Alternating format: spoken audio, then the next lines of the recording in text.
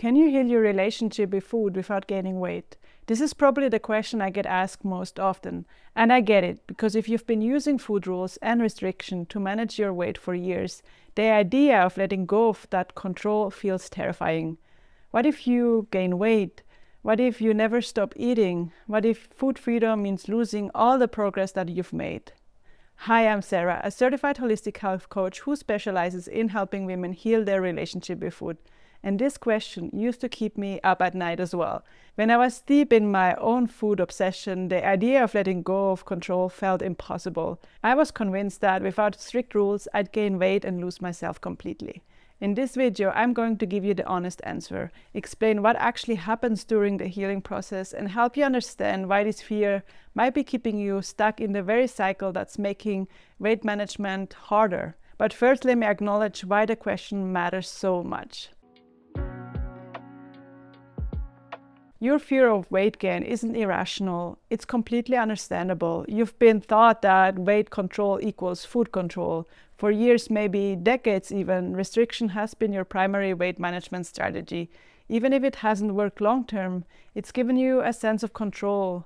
The idea of letting go feels like giving up the only tool you have. Then diet culture equates weight gain with failure.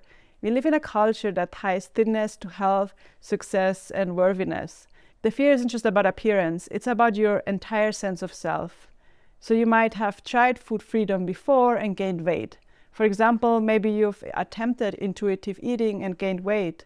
This makes the fear feel justified and not just anxiety. But here's the cruel irony of it all. The fear of weight gain often keeps you trapped in the exact behaviors that make sustainable weight management impossible. The restrict-binge cycle, the food obsession, the metabolic confusion. Food obsession creates chronic stress, and those constant attempts to control everything actually make you feel more out of control. All of this makes it harder to maintain a healthy weight long term and not easier. Now, the honest answer to the question if you will gain weight is it depends. Some women gain weight, some don't, and some lose weight. Everybody responds differently based on where you're starting from, how long you've been restricting, your individual metabolism, and how much your body trusts you with food. But here's what I've consistently observed. Women who are underweight from restriction usually gain some weight, and this is necessary for their health. Women maintaining weight through constant restriction might gain initially some weight, but it often stabilizes. And then women who are stuck in the binge-restrict cycles often lose weight as the binging decreases. So let's get a bit more specific about the different types of weight changes that might happen. First, there would be the restoration weight. If you've been chronically undereating, your body might need to gain weight to function properly. This isn't about getting fat. It's your body restoring itself to health. Your hormones need adequate body fat to function. Your brain needs sufficient fuel to make good decisions. Your metabolism needs enough energy to run efficiently. Then there's the trust-building weight. Sometimes your body gains weight initially because it's testing whether food is available for real. It's like your body is saying, she says I can trust her with food now, but let me store some energy just in case she changes her mind again.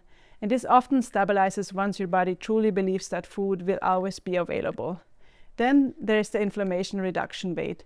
This sounds kind of backwards, but reducing inflammation can temporarily increase water retention.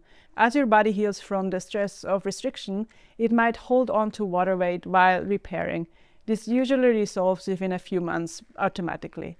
Then there's the metabolic healing weight. If your metabolism has been damaged by the restriction, it needs time to speed things back up. And during the healing period, you might gain some weight even while eating normally. But as your metabolism heals, your body often finds its natural set points on those kilos that you've gained usually fall back off. And here's what's important to understand. Not all weight gain is the same. Gaining weight because your body is healing is different from gaining weight because you're overeating. The first is temporary and necessary. The second is what happens when you stay stuck in the restrict-binge cycle. So regardless of weight changes, you may experience changes that matter more than the number itself. More energy and better sleep, less food obsession and mental freedom, improved relationships with other people, with yourself, improved confidence, the ability to pursue goals you've been putting off.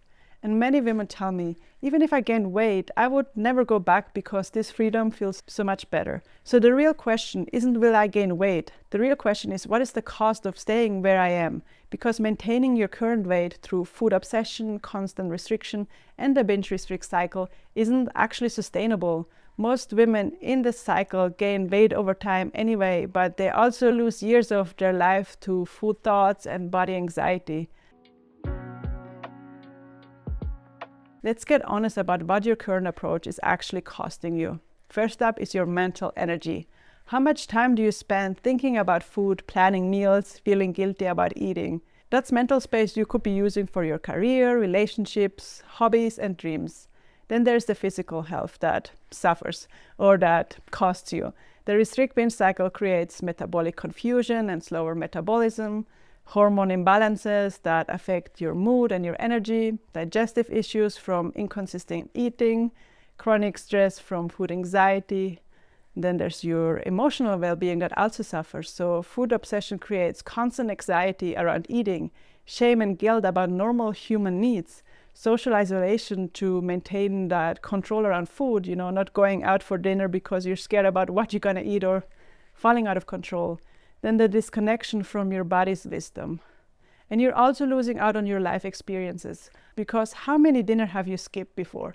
How many photos have you avoided? For me, it was very many, and I kind of wish I had more before pictures, but yeah, I just really avoided them altogether. And then how many trips have you postponed because you didn't feel ready in your body? And then, of course, there are also even monetary expenses. Think about all the money you have already spent on the food you're binging on, let alone buying supplements and all those kind of things in the hopes that they would help you lose weight. On top of all of that, there is the long-term trajectory. Most women stuck in the restrict-binge cycles gain weight over time anyway, but they also lose years of their life to food thoughts and body anxiety, as we just discussed. So staying stuck guarantees you continued suffering, whereas healing offers the possibility of freedom. Here's what I want you to consider. Your worth isn't determined by your weight. You are valuable, lovable, and worthy of respect at any size. Your weight doesn't determine your character, your intelligence, or contributions to the world. Health is more than a number on the scale. Health includes mental health, emotional well-being, and your relationship with food. A woman who weighs more but has food freedom might be healthier than a woman who weighs less but is obsessed with food and that constant stress around it. The time you're spending on food obsession is the time you're not spending on your life. Every hour you're spending thinking about food, planning restrictive meals, or recovering from binges is an hour you're not spending on what actually matters to you.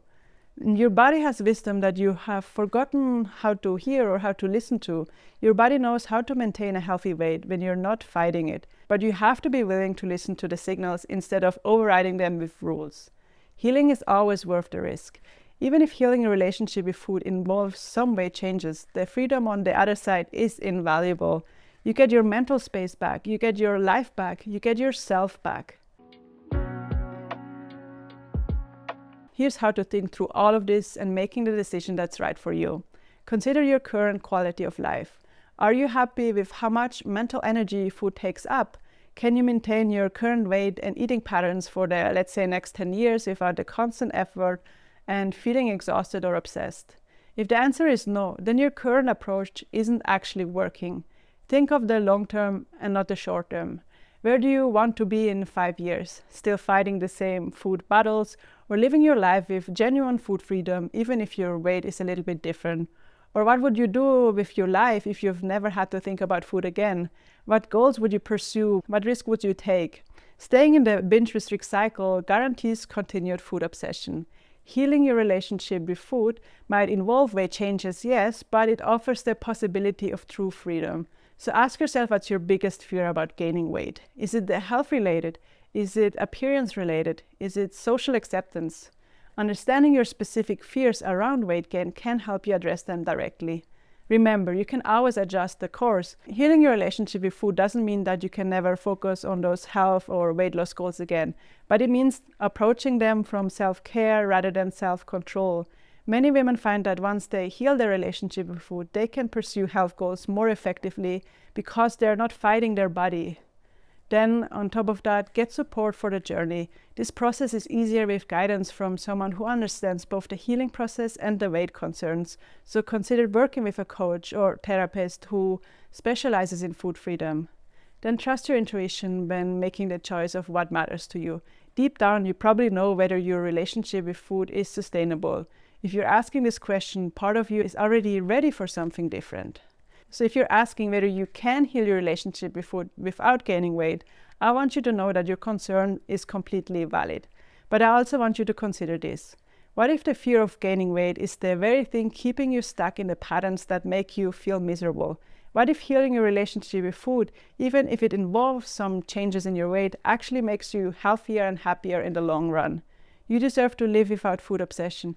You deserve to trust your body, and you deserve to have mental space for what matters most to you. And sometimes getting there requires letting go of the control that has been keeping you stuck. But here's the thing, everyone's relationship with food and body is different, and everyone's healing journey looks different too. And that is why I created a free quiz called What Type of Emotional Eater Are You? It just takes 2 minutes, and it will help you understand your specific patterns so you can make the right decisions for your healing journey. Take the quiz in the description below. It's completely free and you will get your results instantly. And if this video helped you think differently about food freedom and your weight, please hit that like and subscribe button, maybe even the bell, and drop a comment and let me know. What is your biggest fear about healing your relationship with food? Remember, you don't have to choose between loving your body and wanting to feel good in it. Healing is possible and you deserve that freedom. So yeah, lots of love and I will see you in the next video.